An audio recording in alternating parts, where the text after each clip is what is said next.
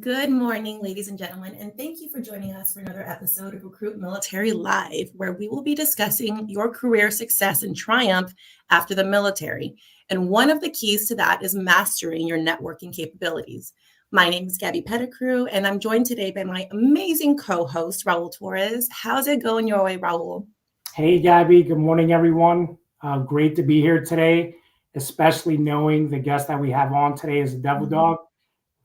Fantastic leader, fantastic person, and someone I personally work very closely with at our in-person job fairs.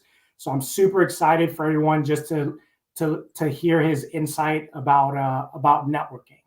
Our guest today is the Assistant National Employment Director at DAV.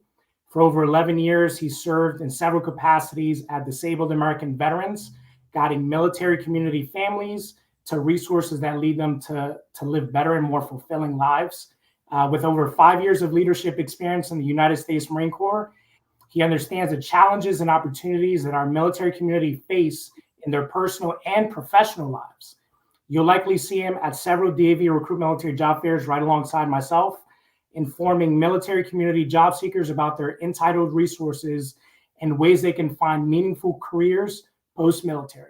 So without further ado, please join us in giving a warm welcome to our guest, Jeremy Yost. Welcome, Jeremy. Thank you for having me today. And I look forward to talking about this and helping out our fellow veterans and spouses on finding employment and using that network to help do that. Yeah, and we know for sure, and it's been a topic for multiple of our past lives, that one major key to a successful transition, not only transitioning out, but to a successful career, is networking. And there are countless avenues that we've discussed that you can approach networking. And one of my favorites, and that seemed to pay off for me, and I think we can all attest to, is networking with your military community while you are still in service, whatever that service may be, whatever branch that may be. And I know like one story that I've told multiple times is my very first job and contract position on the same base that I had transitioned out of was through a fluke, just like passerby type of networking situation. It was a photographer that happened to be in the military a few years prior to me, held my same MOS, my same job position, and was soon after going to be relocating from North Carolina to Texas. And we just, exchanged some information after she had taken photos. And lo and behold, a few months later, COVID had happened. So not only was it stressful enough to be in the job, search journey, being a mom of two toddlers, one who was 3 months old, already stressful enough. And then you have COVID on top of that, having that connection. She knew me just from simple conversation of her taking family photos for myself and my family, had me in mind still for that position that she was going to be leaving. And that ended up going right into my very first job. So that for me is a personal, like I can attest to being connected to your network while you are still in. I don't know if you guys have any personal stories about that. Yeah. When I was getting out of the Marine Corps back in 2011, I originally went back to school to become a motorcycle tech. And during that process, I was going through VR&E to try to get help with finding employment, but also helping with paying for the tools because it is very expensive to start that. And during that process, they found out that I could not continue in that path with motorcycle techs due to the injuries that I sustained in service, but was ultimately able to help me with their network with the Disabled American Veterans who I've worked with for the last 11 years. Get employment with them where I'm able to help out my fellow veterans on a daily basis. And if they didn't have that network with DAV and other organizations like ours, I would have possibly never found this opportunity that I had. Yeah, and I love how so I got out of the Marine Corps during COVID. I'm like listening to you guys' like stories. They sound like they're kind of more in person. I feel like when I got out of it, it was more transitioning into the digital space of like networking and like the LinkedIns of the world. I remember getting out, I was like trying to figure out who to connect with. And there was no one to connect with because no one was outside meeting in person. So I know a few of the places I connected with fellow Marines, fellow service members was through Veterati starting out, which was very great for me. But I do have to say, the digital space has really expanded like the networking capabilities, because now Mhm. I currently live in Dallas, or right outside of Dallas. I'm in Texas, and I'm still able to connect with individuals that, were in the DMV area, the Washington D.C. area, where I transitioned from, or I can connect, with somebody in Seattle or somebody across the globe who has a similar experience to me, or maybe, what networking is all about, just helping each other out. So I feel like LinkedIn is obviously another huge avenue that I'm pretty sure all three of us utilize today. And it's funny because my wife is actually working on her resume. She's looking at a job. I took that time to like look at my LinkedIn to see like where I was at with networking wise. But what about you guys? Are you like big on LinkedIn? I know obviously you are, Gabby. You do that with us. Yeah, I think for our return guests that have seen a few episodes of ours, they're tired of me telling the story. But I got this position because when I finished my last contract, I was back into the job search and realized I hadn't been on my LinkedIn account for maybe 2 years. So I was up there refreshing it. And then after I'd updated everything, was just scrolling through my LinkedIn timeline, and I'd seen Raul's post about the position I currently hold. It was a new position to the organization. And I think, like I've mentioned before, I had just extreme imposter syndrome, and had seen that post where he had posted the position had just gained so much attention, already had so many comments. Then I'm cyber stalking the people that had said that they threw their hat in the ring. And I was like, I feel like I hold not even a candle light to, whatever they're bringing to the table, but threw my name in regardless. And lo and behold, here I am. So that was all from not only knowing Raul and having that connection from us serving in the same, branch of service, the same unit, the same team, knowing each other while still active duty, but also having that connection online. So it just goes to show that you need to hold on to those connections, because the ones that you make in person, the ones where that you get that one-on-one FaceTime with that other service member, and then carry that relationship into the online, networks, LinkedIn being, I think, the most favorable one, really can pay off in ways that you wouldn't expect. Yeah. I use LinkedIn every day to provide the information on where we're going to be at for our job fairs for that week. Any tips and tricks on helping you with the jobs, and also networking. Also with LinkedIn, I use that premium account because if you're an active duty member and you're going to become a veteran, you get that 1 year of premium service where you can use that to really boost your network before you fully get off of active duty, or during that first year that you're off of active duty, to make sure that you can find that job in that particular field that you're looking for. So LinkedIn is definitely one of the primary things that we use on a daily basis now to be able to help individuals find employment, but also to provide those networks with all those recruiters out there. If we don't have a position, we can pass them off to the right people, and that's how we make sure that we can continue that process. But LinkedIn's on my computer right now, and I see it every single day, and it ultimately helps us do the job that we're doing. 100%. And you just mentioned, Jeremy, this is actually how we met, ladies and gentlemen, at in-person DAV RecruitMilitary job fairs. Jeremy's there, not at every single event alongside me, but a lot of them. And what we do for in-person job fairs, I mean, at our job fairs, we tell the job seekers, the veterans, the spouses that when you leave here today, please make sure to get like the LinkedIn or like the follow-up information for those representatives that you're talking to, because that network after the event, after you shake someone's hand in person, that's so crucial, because you do not know, even though that person, maybe that company representative might not have a job for you that day, or maybe ever. They might know someone else who's hiring, another recruiter who just, has an open position, and maybe the person who you met at the job fair and added through LinkedIn and just kind of built that connection and maintained it. they might be able to transition you over to that other company who's hiring for what you want. You see a lot of that, Jeremy, in your conversations with job seekers or companies at our job fairs? Yeah, definitely. When it comes to employers, if they don't find that position, they're really wanting to help that veteran find a position, even if it's not with their company.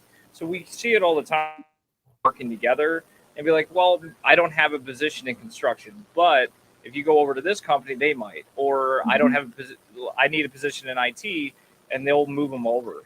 And when we're talking to clients, we're telling them to talk to every single company while we're there, because you don't know what type of jobs they have.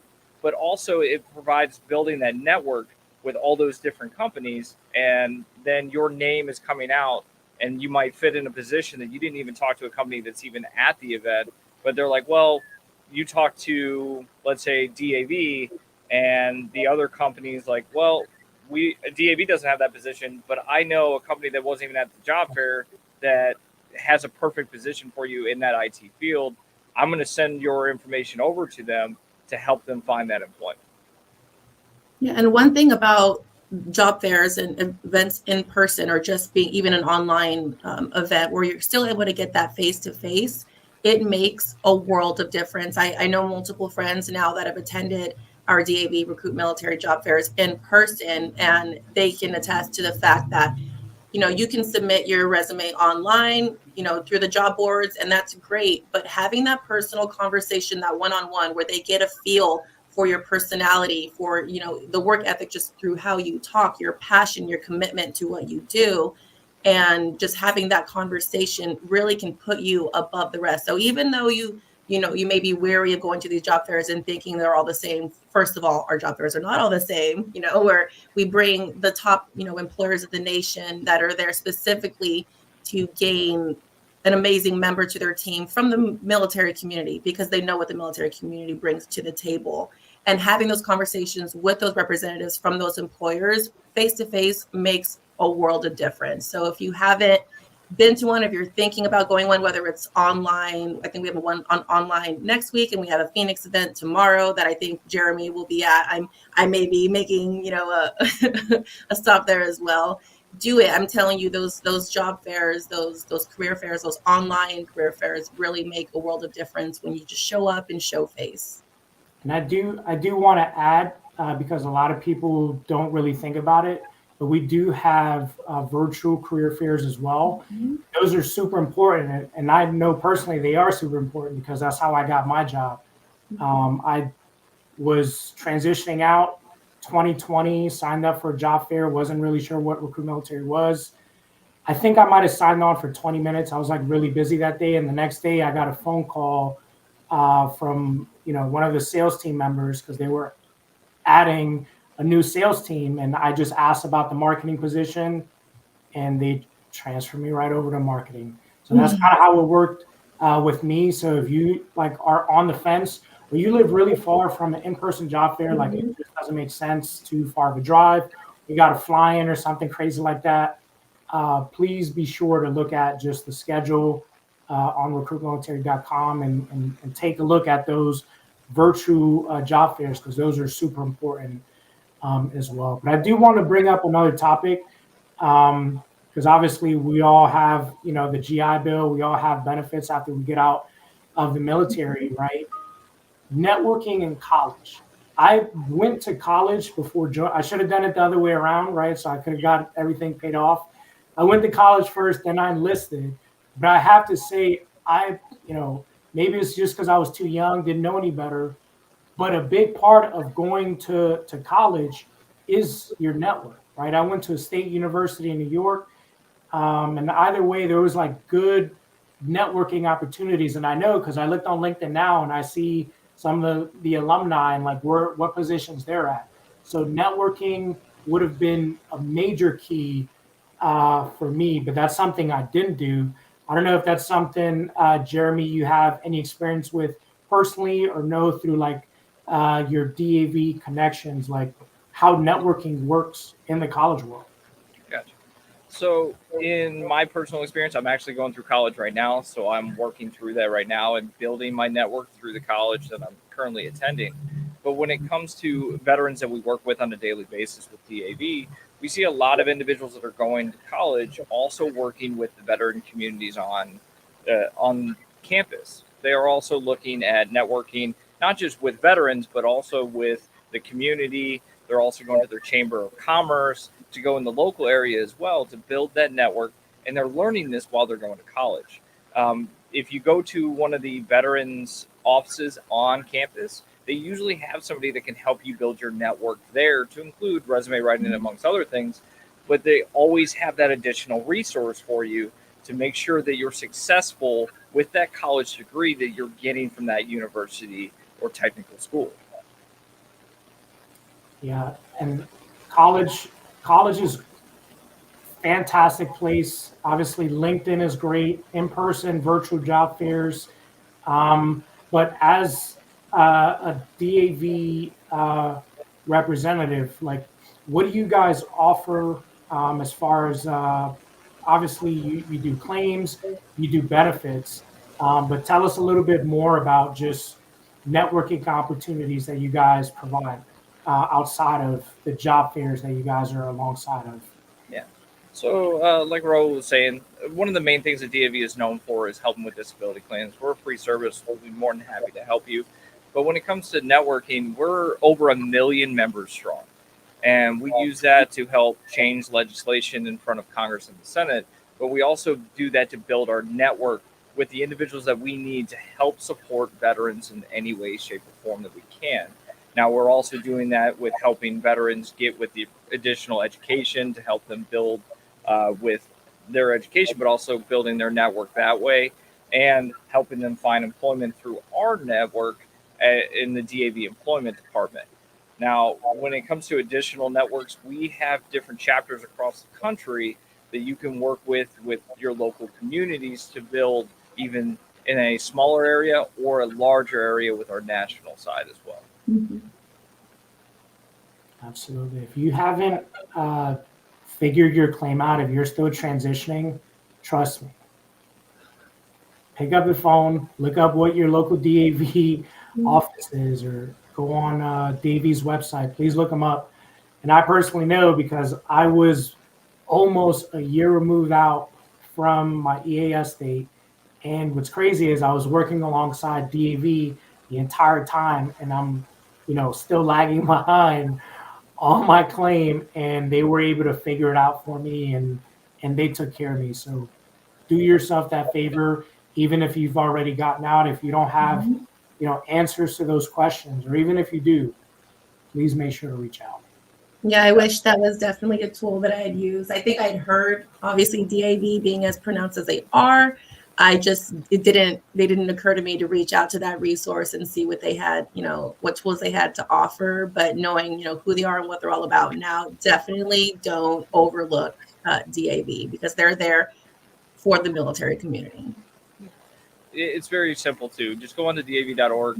You can search through all the different resources that we have. If you have any questions, we have a way that you can contact any one of our departments. We're more than happy to go over any questions with you. Again, we're a free service. We have an office in every single state, including Puerto Rico. And we also have an office that takes care of any individual that's outside the United States as well. So we have somebody there for you that can help you through the process. We know how hard it is. I did it for 10 and a half years. I enjoyed helping veterans with their disability claims. It is a struggling thing to work with, especially with all the ever-growing changes like the new PACT Act. So make sure if you have any questions, again, we're more than happy to help you for free. We're never going to ask for a dime. We're looking forward to helping you in any way, shape, or form. Yeah, they recognize, as well as we do, everything that you committed to your service and all that you gave. And now that it's our time to give back, these resources are here for you, completely free of cost. And I did see we had a question, Javante Johnson, where you can find all the job fairs. And Anthony, one of our amazing RecruitMilitary members, thank you for answering that. And you can simply go to myrecruitmilitary.com/events, and that will list every single job fair that we have, both virtual and in person. So, we know, of course, that not everyone is going to be located near a major city. That's what our virtual career fairs are for. Sometimes they're broken down by industry or by region or national. So please feel free to go online, find whichever one works best for you. We're here for you. Yeah. So while people are asking questions, please reach out if you have any questions about our conversation today about DAV. But I wanted to ask you, Jeremy, obviously I'm working alongside you at these in-person events, but what questions do you hear the most? Like when you're on site at a DAV RecruitMilitary event and someone comes up to you, a veteran, a spouse, what are you hearing from the job seekers at our in-person events? What are the hot topics, the questions that come up the most? Well, a lot of times when they're coming to me, it's about helping with their benefits. They don't know how the process is, or they're looking for educational benefits for them and their families. But when it comes to events, when they're not asking us on our services, is who's at the event, which we always try to tell them, hey, go to the front desk and you can look at the entire list or go onto the website and see the entire list before you go to the event. We try to tell individuals that so then you can prep for the event before you even get there. Another thing that we get a lot of questions on is what should I say when I get to in front of these employers? And a lot of times RecruitMilitary has already provided that is that 30-second elevator pitch. Making sure that you have the information so you can provide them a little bit about yourself and how you're going to help out their organization or their company. That helps out tremendously on getting that job or getting that person to remember you when it comes time for them to relook at your resume after the event. Those are the main questions that we're getting outside of the ones that we can help out with. And I think one major piece of advice, and it's something that I know that I hear from every single RecruitMilitary representative while there, and it's something that our event directors preach during that opening kickoff speech, is many individuals will come, they will go online, view the employers that are there and go for the big names, PepsiCo, Boeing, USAA, and they'll beeline towards them, do the whole spiel, and then take off. No, don't do that. So, we have sometimes over 70, close to 90 employers there, and you would be doing yourself a huge disservice if you didn't go around, you're there, take the time to go and speak to everyone, because you never know what one handshake with one random employer will lead to down the road. And again, if just looking at this as, an employment and a career fair, you're here to get a job, yes, for sure. But this is also a networking event. This is you opening the door to conversations to all different employers from all different industries. And you never know what the skill sets that you bring, because you worked in the aviation field, how those skill sets can also match in any other field, in the logistics field. So if you're at an event, whether virtual or in person, don't just go there for the big names that you're interested in. For sure, knock those out.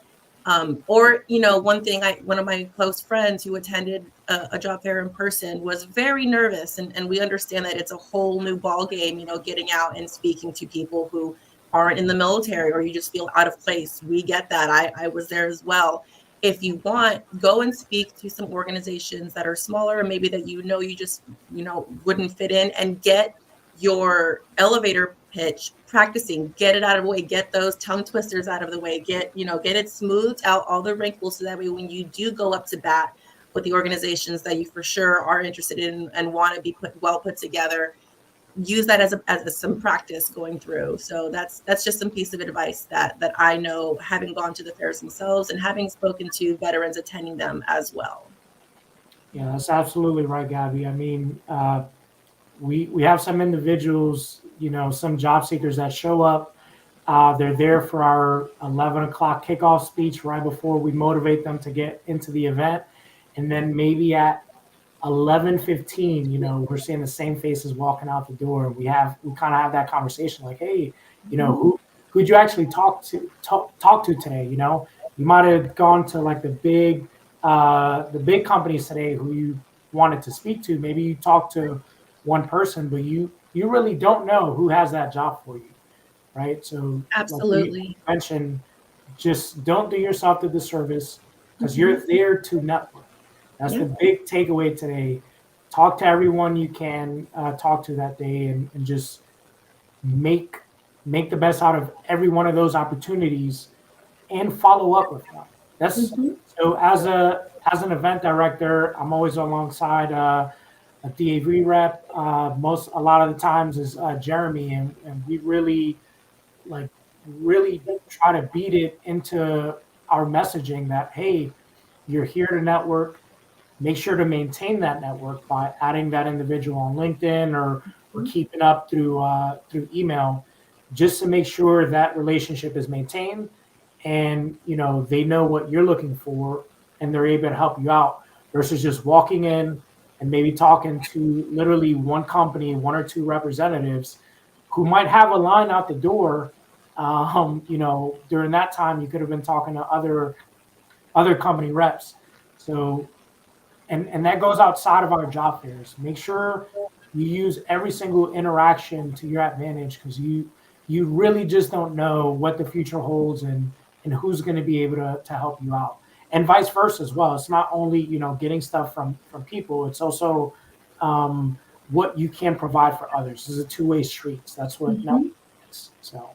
Yeah, extremely beneficial relationships, and staying, and we're not saying you have to be extremely active online. I could probably use some more some posting on LinkedIn as much as I post on my socials, but the key takeaway is to stay connected, right? In whatever form it is, but get a point of contact, whether that's email. And we do have a question from Daniel here on LinkedIn that says, what should we do after we have initially connected and reach out afterward and they kind of go silent? How much should we press them to keep in touch, or should we just move on? Which is a great question, honestly. Do you have any insight, being an event director yourself, Raul, or yourself there, Jeremy? When it comes to that, like how Raul was talking about, everyone's got a cell phone. At the events, we give out notebooks and pens to get that point of contact. A lot of times, they're not going to look at it for the first 48 to 72 hours. They're still traveling home. So give them a little bit of time, but it's always best to try to contact that person that you talk to, because they're going to remember that conversation you had. Now, a lot of times they're not the individuals that are going to make the decision, but they could possibly help with moving your resume along. Now, when it comes to that, make sure that you're writing that information down, getting a card, or having them scan your LinkedIn so then you can approve it and have that point of contact, because it's also going to grow that network and help you with moving forward with possible employment with that company. Absolutely. And even if it's not at a job fair, Daniel, like maybe a recruiter you've been talking to has gone, like you haven't heard from them in a while. Something I learned when I was transitioning out myself, and say I was just applying for a random job on the Armor, for example. I remember I was looking at a job listing, and what I went ahead and did was went on LinkedIn and looked at veterans who actually work for that company, so you don't tie a company to just one representative. You can do that through LinkedIn. Make sure when you're doing your research as to like who to contact, you can look for veterans and people who you have mutual connections with at specific companies on LinkedIn. So that might be a roundabout way of answering your question, but that's an alternative that you can do. That's a big benefit with getting that premium access as that member that's getting off of active duty. You get that 1 year of premium access. You can see the individual that you talk to, but you can also see the individuals that are above them and below them, to be able to have that bigger network on getting a hold of somebody if you're having that problem with contacting that individual. Precisely. Well, we've gotten so many great questions. We'll make sure to hit those in the chat, in the comments. But any last saved rounds from you all when it comes to networking? I know for me, it's just stay in touch in whatever method that may be, whether it's LinkedIn, whether it's social media, whether it's through email, whether it's through text, or in person if you have that privilege of knowing that person face to face. What about y'all? Yeah, my biggest one is the one that I harp on every single job fair. It's exactly yours. It's the follow-up. So I met this person, whether outside a job fair, in a job fair, at a virtual job fair, follow up, get that information, write it down, go home, message them. Hey, thank you for your time. Great to meet you. Looking forward, to meeting again, or looking forward to future connections, future, events. So. Definitely.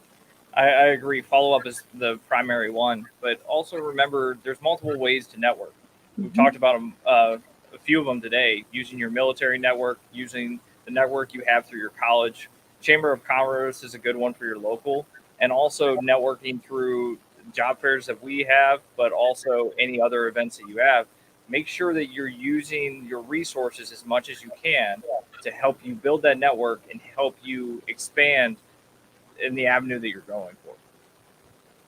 Fantastic. Well, Jeremy, thank you for coming today and imparting some valuable wisdom. We greatly appreciate it. And obviously, by the amount of engagement, our audience is greatly appreciative as well. Thank you, everyone that joined us for today's episode of Recruit Military Live. And we will see you next time. Thanks for coming on, Jeremy. Thanks, everyone. See you soon.